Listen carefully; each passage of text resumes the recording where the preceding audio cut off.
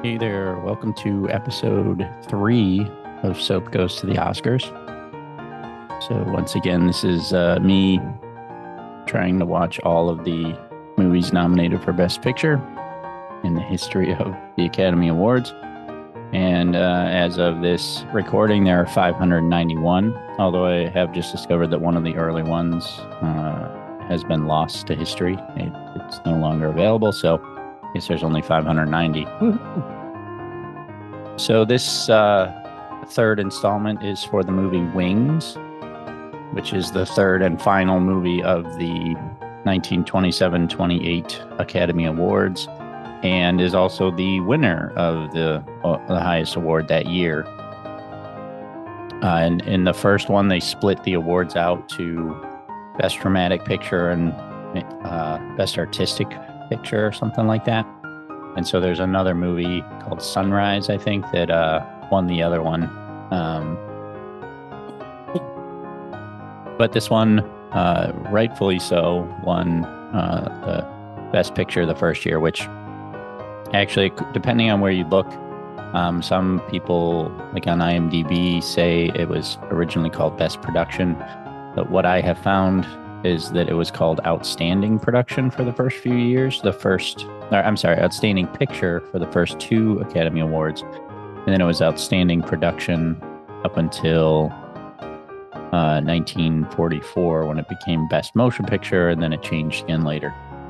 This is another one that is a silent picture, with the subtitles added in here and there. It was the best of the 3. It was the longest. It was very long. It took me several tries to get through this, but it was very good. And I will just kind of read a little bit about it.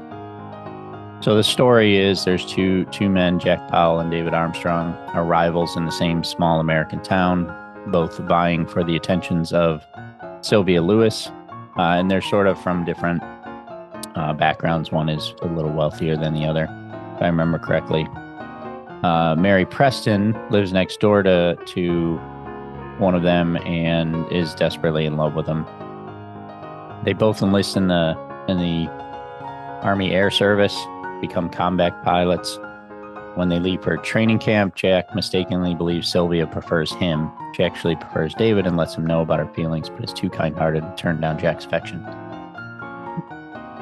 I won't read it word for word, but Jack and David, they get put together and they're sort of fighting in the beginning, literally and figuratively, and they eventually become friends. And that kind of follows them, their training and their fighting Germans and stuff in aerial combat, and it was pretty amazing. I think this was the first movie to use any kind of real aerial footage. The director was in World War I believe, and this is sort of loosely based on he was a pilot, and this is sort of loosely based on his experiences. And that was William A. Wellman. Let me just look up the cast here. So Clara Bow played Mary Preston, Charles Buddy Rogers played Jack Powell, Richard Arlen played David Armstrong, and Jobina Ralston played Sylvia Lewis. I had a cameo by Gary Cooper, who I think up until then had done a few things, but this apparently launched his career, and also his affair with Clara Bow. And I believe it was Clara Bow that I read, one of the 2 female leads, that complained about that her costume was not tight enough and kept asking the costume designer to make it tighter to show off her figure. So even in 1927, they were still vain about that. So, and I read that it was out for 63 weeks straight. So it was very popular. Obviously, there weren't as many choices then. It was out for a long time, and then it was lost for a while, for decades, in fact, until a copy was discovered, languishing in a film archive in Paris, France, and then it was restored And much like the first two, the problem I had with watching this, and it's not necessarily a fault of the, whatever version I watched, but this just had the same music playing throughout, like just repeating. It was a Chopin waltz, which you're hearing under this recording right now. And so there were times where I had it up. There were times where I turned it down because it didn't add anything to the movie. What didn't fit with the movie. And I think my problem with that is that I've grown up with, in the era of John Williams and Danny Elfman and, these amazing conductors and orchestrators that put these amazing soundtracks to movies, and that evokes emotion and fear and all of those things that we come to expect now. And so when you watch a movie like this, that's already different from what we're used to, meaning no dialogue.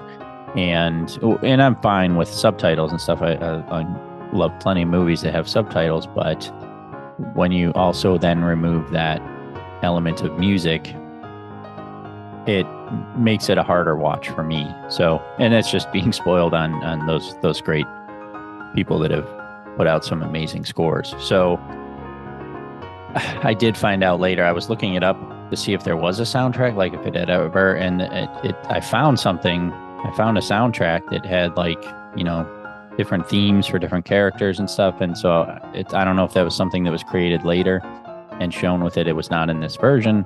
Had I known it was available, I might have bought it and played it along with the movie while I was watching. It might have helped, but it was very good. I liked it a lot. I liked it the best of these three movies.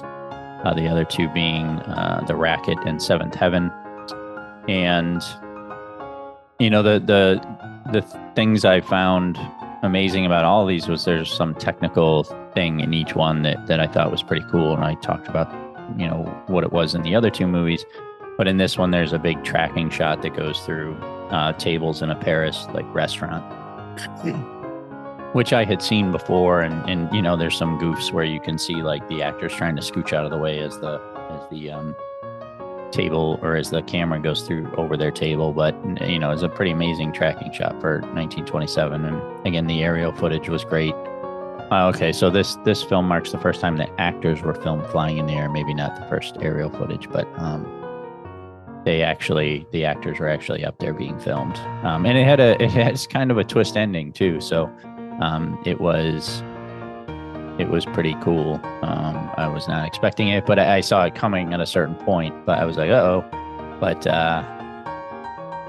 But it was an interesting twist, especially for that time period. So let's see if there's anything else here on the Wikipedia.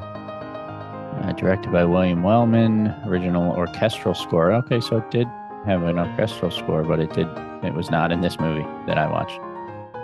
Rewritten to accommodate Clara Bow, as she was Paramount's biggest star, but wasn't happy about her part. Wings is a man's picture, and I'm just whipped cream on the top of the pie. They hired Wellman, as he was the only director in Hollywood at the time who had World War I combat experience. Some of the actors also served as World War I military advisors or other actors. Oh yeah, no, one of the main guys, Richard Arlen. Despite the number of the aircraft in the air, only 2 incidents occurs. One involves stunt pilot Dick Grace, who broke his neck falling out of the cockpit after a controlled crash, while the other was the fatal crash of an Army Air Service pilot. There were several times where they would crash, and also I assume maybe added later when planes were going down, there was orange fire. The rest of the movie was sepia tone, but there was orange fire going when they were going down, and you could see that they were really just flying downwards. It wasn't any kind of crash, and even the crashes all were kind of hard landings, but the planes would crash and tip over and stuff. So that's how the dude broke his neck, I guess. But still pretty cool, and obviously had to be done for reals because they didn't have the technology they do now. But it was completed on a budget of $2 million. It's kind of crazy. It actually didn't turn out to be as much as I thought it did. Inflation, I think it was $34 million now or something like that. So, not a small chunk of change either way, but still not bad considering today's insane budgets. Hundreds of extras were brought in to shoot the picture, and some 300 pilots were involved. Yeah, anyway, I don't want to bore with all just trivia stuff. Okay, here's notable scenes. Wings is also one of the first widely released films to show nudity. In the enlistment office, nude men are visible from behind undergoing physical exams.